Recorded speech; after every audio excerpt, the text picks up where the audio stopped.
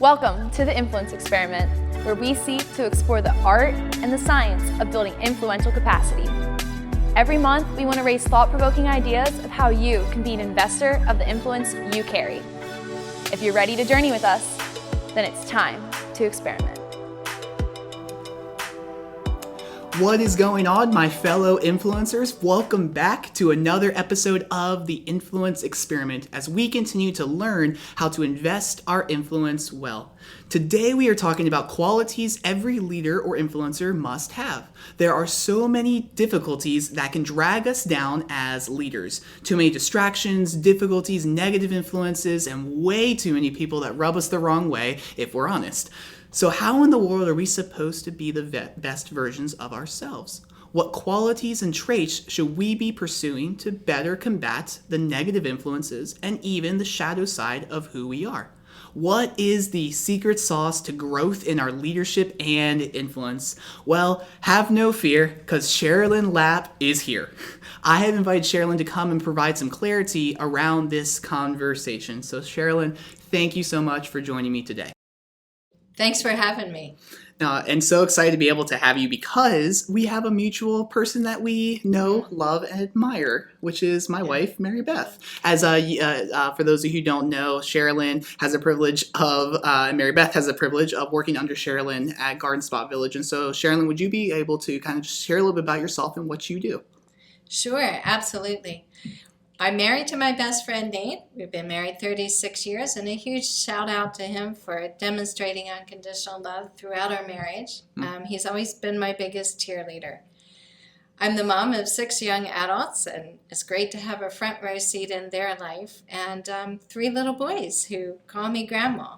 It's fun to relate to them, and their spontaneity is always so refreshing. So at work, I'm the Director of Social Services at Garden Spot Village, which is a continuing care retirement community with over 1,000 residents. I lead a team of social workers. They're serving across all areas of care. So we assist older adults, 55 and older, to navigate the medical system, insurance issues, mental health concerns, all of that kind of stuff. I'm a believer in Jesus. That's the most important thing to me. He is my savior, my refuge, my light, my strength. So my therapy is getting out in nature, taking long walks with our dogs. I love books, chocolate, fresh ground coffee. You know, in fact, if the electric would go out tonight, I'd probably be most upset by missing my cup of coffee tomorrow morning. That'd be a rough morning.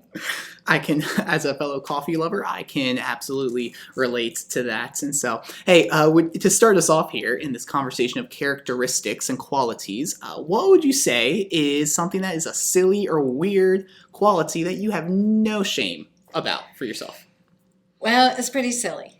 I actually like to talk to horses and cows. If they're loitering by the fence and I'm walking by, I might just strike up a conversation. Okay. It's pretty one-sided. I sing and pray very loudly, sometimes very loudly in the car driving to work. And I've been known to skip down hallways in the upper level of apartment buildings. At least I used to until I found out there's security cameras up there. So those things, but sound a little silly. But, to me, loosening up and not taking myself quite so seriously still feels a little weird to me because I've always been a rule follower and a people pleaser and just pretty uptight and performance driven. So giving myself to cut loose and have some fun and relax a bit has been a big change, actually, in the last decade or so. So I guess the quality would be just learning not to take myself so seriously. And before we even really dive in, I think you just shared a nugget of wisdom that we probably should hold on to of not taking ourselves too seriously. I think that that's something in leadership that we can tend to do very often. And so thanks for sharing that. I think that's really cool, on top of the talking to horses and singing in the car and all that other stuff too. Now, why would you say it is necessary to have a deepening understanding and pursuit of leadership qualities and characteristics? Well, you just got to be ready. You've got to be prepared. I think in life, some of the biggest opportunities for influence seem to show up on your doorstep very unexpectedly. You don't have time in that moment to prepare, so you need to be prepared in advance.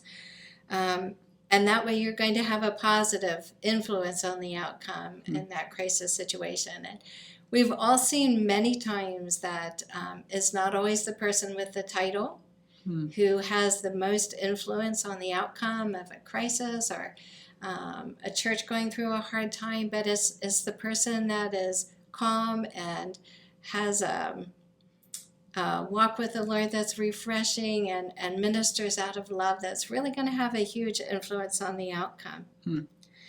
And then you've just got to be ever growing, because your role of influence will change over time. Even if you keep the exact same title, things will change around you. You know, I kind of feel like leadership is almost like standing on wet sand at the seashore. You know, you can't just stand still because the tide keeps going. And I think it's the same way with businesses and mission organizations, sports teams, families. You have it. You know, it's a very fluid situation in that people are coming and going. The needs are changing, and you need to be in tune with that and you know, continuing to grow in your role so that you're effective and helping people. And even in parenting, for example, you know, I was mom to 3 little girls and 3 little boys, and I'm still mom to those same people. But oh my goodness, if I hadn't grown in maturity in my parenting skills and adjusted my parenting styles, I don't think I'd have a very great relationship with them right now. You know, it's you need to keep growing as your children grow, as the organization grows. You need to grow with it.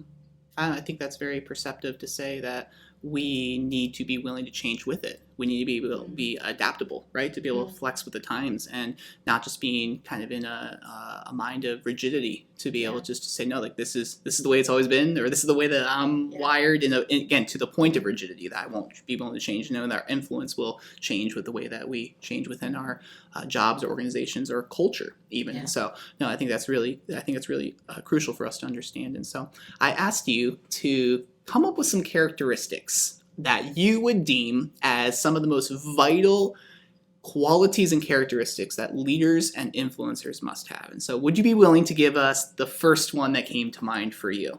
Well, Tony, I'm going to have to go with humility, because I see that as truly the bedrock of good leadership. The leader who feels that she or he is enough, and we all know those enoughs: smart enough, wise enough, good enough, strong enough. You know, you're going to find out at some point that you're not enough. So a little bit of self-disclosure here. I think this quality came to mind first because I was a very proud person. 13 years ago, our family went through a trauma that threatened to derail us.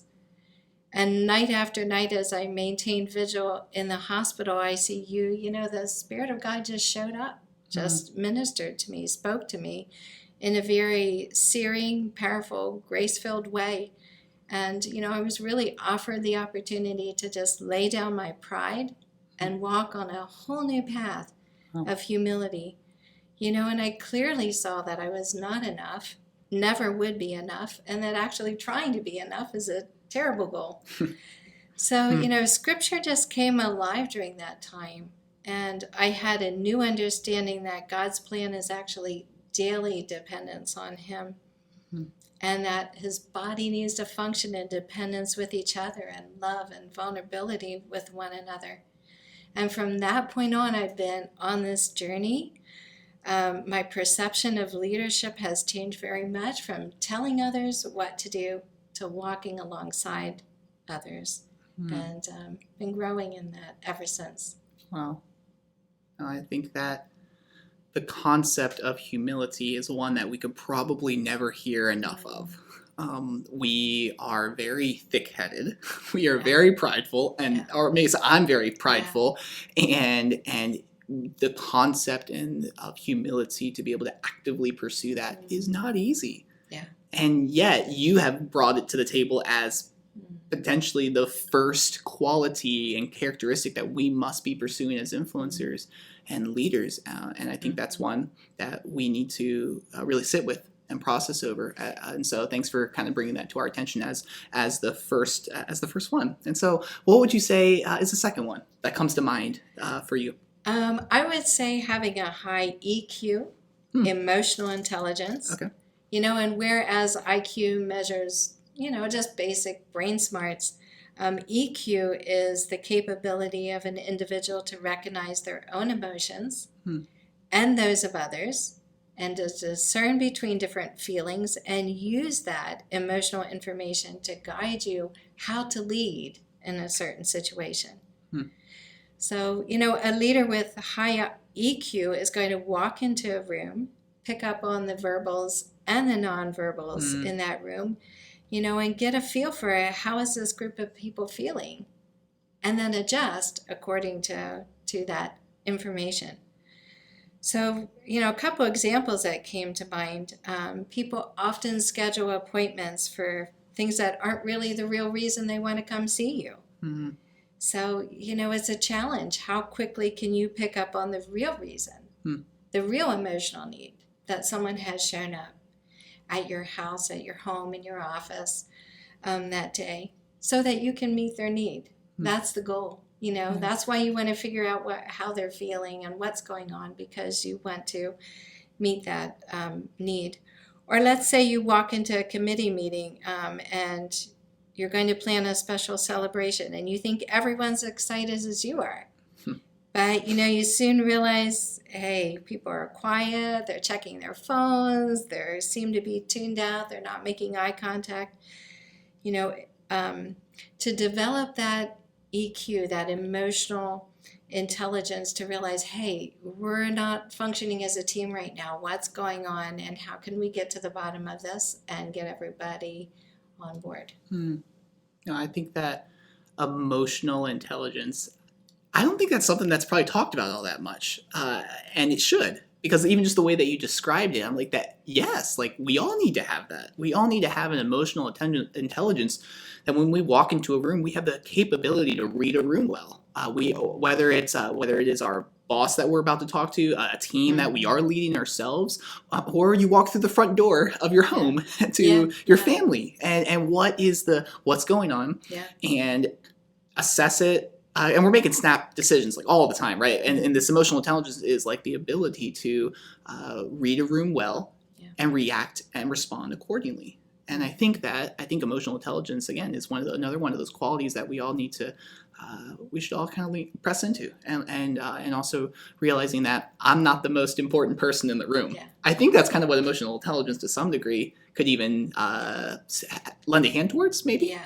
Kind of understand that a little bit more. So thanks for speaking to now two qualities, right? We have humility as your first one, and then emotional intelligence as your second one. And so there are innumerable qualities, though, to pursue in our leadership and influence. How does one go about prioritizing which qualities they should pursue?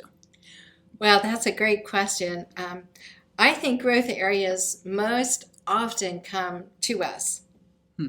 Like, we hate tough times, most of us, and we don't like people showing up and telling us things about ourselves, or challenging decisions we've made, maybe, or pointing out an area of weakness. But you know what? Those difficulties, they're the prime invitation to growth. And if you can see them that way, you're going to learn so much, because that motivates you to learn something, to grow right now. There's a reason that you need to grow, because it's going to be helpful to the team. So having things pointed out to you and having difficult things come your way, that's going to help you prioritize. What area do I need to grow in next? So I think if we prioritize serving our group well, and studying them and being a student of that group, then prioritizing how do I need to grow as a leader to best help this group. And what I heard, if I may, in between your words, was being a learner of the people around you, that you can prioritize what you need to do in this moment, what trait you should lean into or pursue through being a learner of the people around you. And so I think that, I think that's incredibly well said. What would you say is the importance of knowing your environment, meaning your work, your home, a team, even a friend group, emphasizing certain qualities in certain situations? What would you say to that? Well, I think it goes back to just exactly what you were saying at the end of the last question there, that there's just such a need to be observant of that group and how you can serve, and what are the current needs, what's the frustration, what are the joys of even of this friend group or this sports team or what have you. But being in tune with that and keeping your fingers on the pulse of your team, that just can't be overemphasized. I'll give an example from work. This was a year of just tremendous COVID frustration, compassion fatigue for those of us serving in roles where we were helping other people. And so, being aware of how tough that time is a horrible time to just pull out a new project and, hey guys, let's, do this, let's try this. Sure, yeah. Because it's not a good time, and it wouldn't be sensitive to what the whole team is working through, going through. So very important to just be in tune.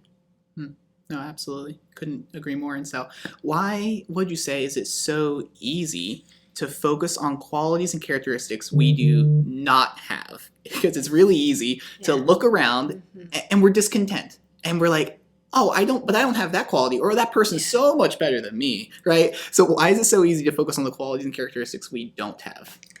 Well, I think we really want to be the whole package. I mean, that's our human nature. That's the tug of just the flesh, We resist being vulnerable, needing other people, and saying, hey, these are the gifts I have, but I really need you on the team because these are other gifts that the team needs. And so it's pretty easy to slide into unhealthy leadership styles, ones that are really driven by insecurity and perfectionism. And that's exactly what happens when we focus on those things that we don't have. But, wow, boy, it sure would be nice if I had that gift too. But I don't. Because God has really designed ministries and families and businesses to function best when everyone on the team is involved and needed and valued and contributing. I think that you hit the nail on the head there. And another idea or quote that comes to mind is this idea that we're called to be free and live freely in our personalities and our strengths, even our weaknesses even. But when we look outside of ourselves and we become discontent or we become jealous or envious, I think we kind of step into this like copying and competing and comparing kind of a mentality. And that's going to burn us out. And that's going to never allow us to be truly alive into who we are called to be. And so yeah, I think that you're absolutely right. When we can step into that unhealthy lens, it can cripple us within our leadership. And so, but speaking of the antithesis of crippling of our leadership, what would you say is the third quality that every leader or influencer must have? I've got to go with courage on this one. So many things come to mind around this topic of courage. Courage to be vulnerable, to ask others to help you in your areas of weakness. Courage to acknowledge mistakes, to say, I was wrong, or my bad. I was the one who made that decision, and you know what? Clearly it was a terrible one. Courage to make a hard decision, the ones that are painful and unpopular, but really need to be made for the survival of whatever needs to be taken care of at the time.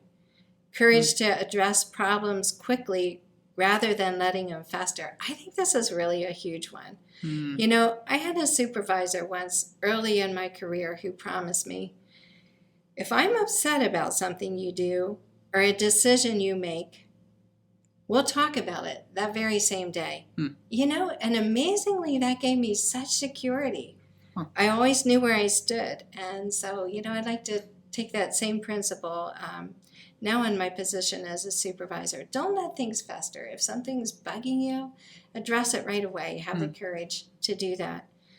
And then just the courage to get out of bed and show up each and every day ready to serve. And sometimes we overlook the most foundational things that, especially in times of crisis, the leaders showing up, speaking words of encouragement and strength, it's like there's a lighthouse there, there's a rock there. And that gives such security and strength. I think that pursuing courage is such a beautiful trait that we ought to be pursuing.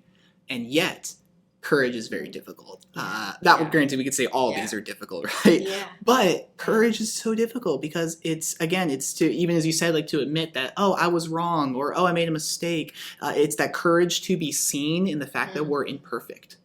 The courage to reveal your story and to be fully who you are, who God's wired you to be, in all of the strengths, the weaknesses, the quirks that make up who we are, but the courage just to be who I am and unapologetically who I am, which I think that many of us, we tend to apologize.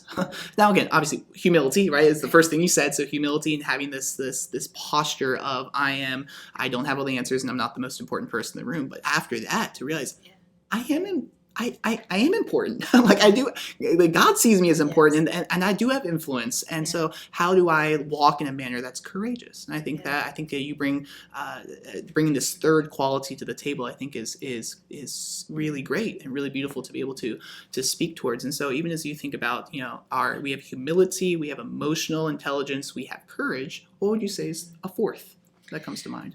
I think passion and vision. If you don't care, no one else is going to either. So there has to be passion, vision, a reason for the group or team, something that you strongly believe in to get through the tough stuff. And you might call yourself a leader. You might have the title of a leader, but the real test of leadership is always, is anyone following? Yep. So one of my children played on a sports team with an incredibly passionate coach. And he instilled in a very unlikely gang of boys a common vision that if they work together as a unit, not worried about their own stats, but always serving in the unit, they would win, like a lot. He believed that. And for 2 years, those boys just played their hearts out for that coach. And, actually kind of to the astonishment of the parents, they won an unbelievable number of games and tournaments on the East Coast. But he was very gifted in instilling that vision in them and that security that they were part of a team, part of something important, and they could do it. No, I think that that great example to say that we have the ability to instill vision and passion, and with that passion and vision comes a lot of power, right? Comes a lot of ability, just like people being unleashed into the world, within their jobs, within their relationships, and so like to know that, man, when there's a common passion or a common vision, there's laser focus. And I think that is something that, again, we as leaders and influencers, again, whether it's our family, like what's the passion or the vision of our family as family units, of our teams, or even as a friend group, hey, like what's our common passion and vision together, where that unites people together. And so I think that having understanding what is your passion, understanding what is your vision, I think is quality and crucial to this conversation. So thanks for bringing that fourth quality to us now. So what does fostering an environment look like where it is encouraged to pursue positive leadership qualities in your family, your team, and your organization? Well, the more you can build trust within that team or family, and the more you can create safety and freedom to fail, the more you can do that, the more you're going to see people growing and, reaching to new gifts and trying new things. I just think this is so critical, because if there isn't trust and if there isn't freedom to fail, those we are mentoring, they're going to hold back. They're going to be reluctant to step up to the plate. They're going to be reluctant to show up at a meeting and offer that great idea, which might be exactly the thing that the group needs to hear. They just sit back, they sit on it because they saw the last person kind of be pushed down, ignored maybe their idea, not taken seriously. It's so important to encourage people to speak up and let them try things. And you know what? It's okay if it doesn't work out. Yeah. There's got to be that freedom to fail. And that just unleashes opportunities and calls giftings out of people. Wow. Right when you said freedom to fail, it just like, it hit me. I was like, that's rich. Like that's not your next one, but in the same time that could be 4.B, right? Yeah. That's so good. The freedom to fail, where there's an environment where, man, we have this. How crazily it would change our teams and our families if we had this this permissibility to fail, where there's just grace infused into it, but not to the point of, oh yeah, we can just fail all the heck that we want, but no, like having this corrective, trusting language where we're gonna trust each other to speak into each other and to speak truth when we fail, but knowing that there is freedom and space to do that. Sherilyn, I think that is again an incredible quality. What an environment would look like, and where these positive characteristics can just blossom. Yeah, and if I could just mention one other thing about that, freedom to fail. At work, we have a concept called failing forward, meaning, you have the freedom to fail here. You have the freedom to try a new idea, and it's okay if it doesn't work out, because we're going to use that information to move forward. We're going to learn something valuable from it. And so it's just really a cool concept then. And I see how amazing it has been at work with a lot of new things that we've tried. And each thing we learn something from, and it spurs you on to the next thing. Yeah. No, I love that. Thanks for speaking into that. Now, the influence experiment is all about finding the art and science of building influential capacity. What would you say is some of the science, some of the objective truth behind pursuing positive leadership qualities, and what is some of the art, the subjective, individual, personal expression behind pursuing positive leadership qualities? Maybe I'll start with the art side, if that's okay. For sure. I think of intangibles like being comfortable in your own skin. Each leader is so different, and you need to be comfortable with who you are, being yourself, being transparent, being real, operating in the gifts that God has given you rather than copying other people's leadership styles. There's an incredible art to being present, to being aware of the atmosphere in the room, to responding to emotional needs rather than just check, going down through a list of agendas. Being perceptive also to who on your team can best address a current need or problem. All those things are there's an art to that, an art that you can just continue to grow in. That's the exciting thing about being leaders. Yeah. We continue to grow in these things and to ask God, show me more. How can I lead well in this way? And how you've wired me, how you've gifted me. That's the whole art to that. And how can I call that out in other people? And then I see the science part as just the nitty gritty, hard work of stretching yourself to improve in just essential mechanics of being a good leader. And I think a lot of us kind of lay down on the job on this one. We don't like putting in the hard work of, hey, challenge yourself. Do you actually write really good emails? Do you send them to the right people? Do you have good phone manners? Do you know how to facilitate meetings in a way that gets things done without frustrating the kazoo out of everybody in the room, keeping them up to midnight, etc., when they're volunteering? Do you know how to mediate conflicts? And, the essentials of good PR. Those are like the mechanics of leadership, and they're so critical. But, they call for some hard work there. There's some science there. There's some things that we just need to learn. Yeah. No, I couldn't agree more. And I think, again, you definitely adequately kind of spoke towards the art and then the science. So thank you. I think that was very, very helpful for us to kind of unpack and see. Now, let's say that someone senses that there are some unhealthy qualities permeating their work environment, their team, or their family as we're kind of unpacking this together. How does one go about trying to unravel the unhealthiness and combat against it? I think asking questions and then just listening, seek to understand your part in it and take responsibility for your part. Sometimes we really complicate it. We try to figure out everything, but just listening for what's really going on here and what is my part, and taking ownership for your part. That's actually really hard to do. Yeah. No, taking ownership Yeah, is yeah. not easy, and yet vital for sure. And so, no, I think that's really good. Asking questions and listening, seeking to understand, taking your part in the responsibility. Super, super good.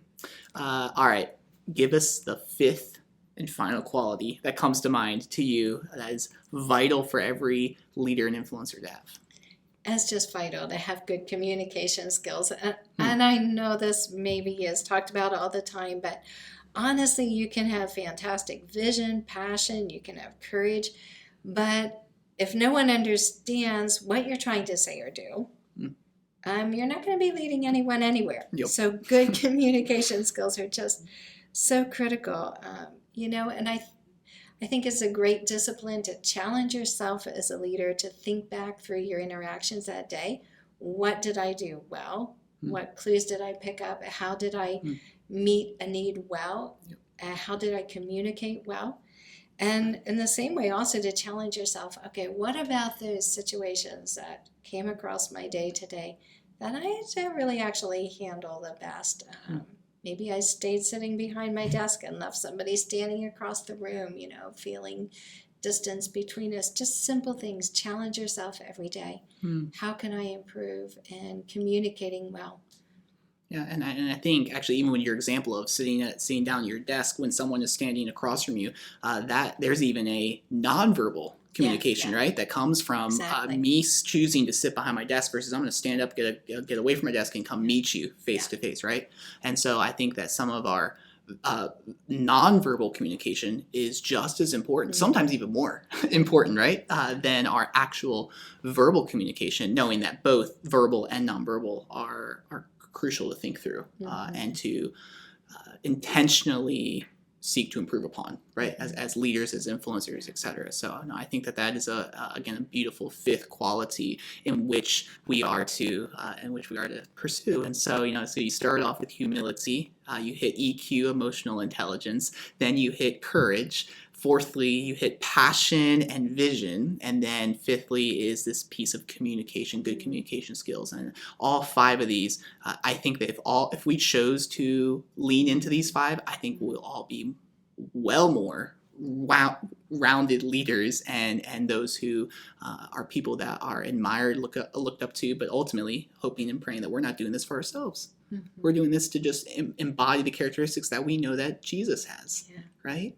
And so, and trying to be good stewards of our leadership, looking like Jesus and less like ourselves. And so, hey, as we kind of wrap up our time together, do you have any resources that would help people if they want to pursue studying further around, again, qualities and characteristics to pursue as a leader and influencer? Well, learning about the Enneagram just pops to my mind right away because it's been huge. Yes. Absolutely transformative in my life in the last 2 to 3 years. Both personally and as a leader, it's helped me to better understand myself, better understand others, learning how to work together in a better way with those on my team.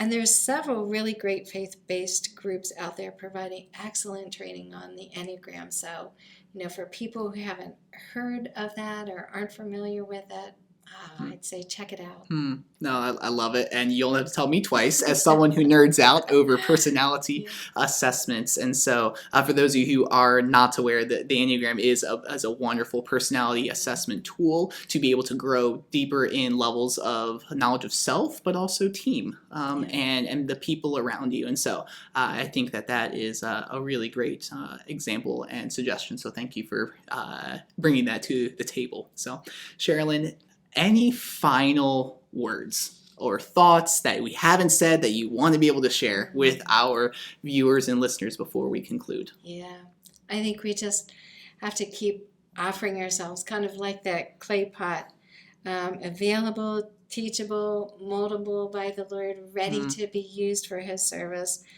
And really the best place to have influence is right now, right in the very spot that God's placed you. You know, it's not like we have to strive, figure out where should I influence. Hey, there's people all around you in your family and your teams and, you know, your friend group, right where you are.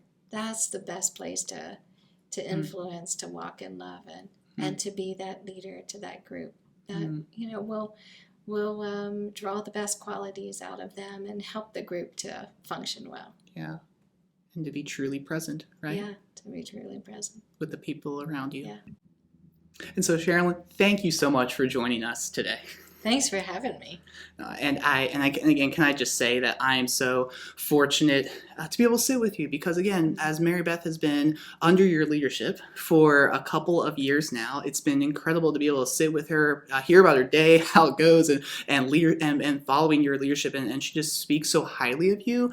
And when I get to sit and hear these leadership qualities that you say are vital and necessary as a leader, I hear the very things that Mary Beth speaks of you are these qualities. And so I just want to say thank you for leading Mary Beth so well and for being someone who embodies Jesus to her and to the rest of your team.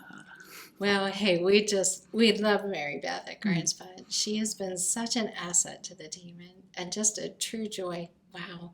Easy to lead someone who is a true joy, and she is one of those people. Well, thank you, and it's a beautiful reminder of how great my wife is and how much I don't deserve her. And so, just thank you for joining us today. And so, if you've been enjoying what you're listening to and you're liking what you're hearing, would you rate us and hit the share button wherever you consume the content? We hope that you will join us next time as we continue to explore the art and the science of building influential capacity. Catch you next time.